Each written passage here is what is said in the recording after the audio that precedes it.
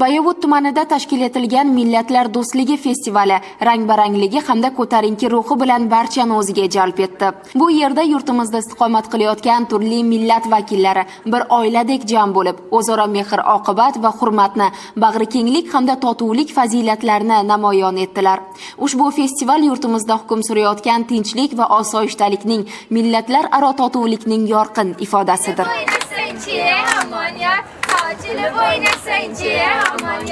Bugun yurtimizda ulkan bayram, hayitlar kirib kelyapti. Butun musulmon olamida bizning xalq mana shunday kunni ham qardosh xalqlar do'stligi qilib, butun el bilan, butun millatlar bilan baham ko'ryaptilar. Bugun mana shu yerda 20 dan ortiq xalqlar vakillari yig'ilib bayram qilyapmiz. Katta qazonlar osib, nuroniylarni chaqirib, keng nishonlayapmiz. Sirdaryo viloyati qardosh xalqlar viloyati deb ayta olamiz. Chunki bu yerda millatlar, davlatlar fuqarolari birgalikda shu cho'lda obod qilgan. Biz shunday siyosat uchun muhtaram prezidentimizga rahmat aytamiz. Festival hamda xalq sayillarida tashkil etilgan amaliy san'at va hunarmandchilik buyumlari ko'rgazmasi yurtimizda yashovchi turli millat vakillarining o'ziga xos an'analari, mahorati va ijodkorligini namoyon etdi. Gilamdozlik, zargarlik, kulolchilik kabi qadimiy hunarmandchilik namunalari barchada katta qiziqish uyg'otdi. Я очень люблю Узбекистан, я сама в Узбекистане родилась, я живу, это моя родина. Я отсюда никуда не собираюсь даже уезжать, мне нравится, по той причине, что здесь мы живем мирно.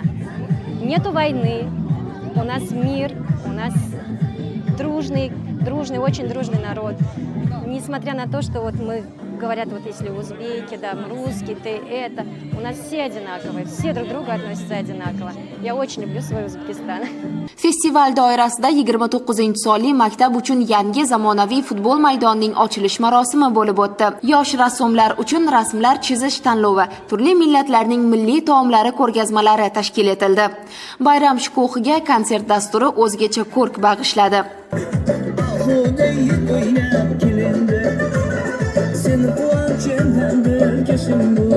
Millatlar do'stligi festivali bu nafaqat bayram, balki xalqimizning do'stligi, hamjihatligi va birdamligi, bag'rikenglik hamda totuvlikning yorqin ifodasidir.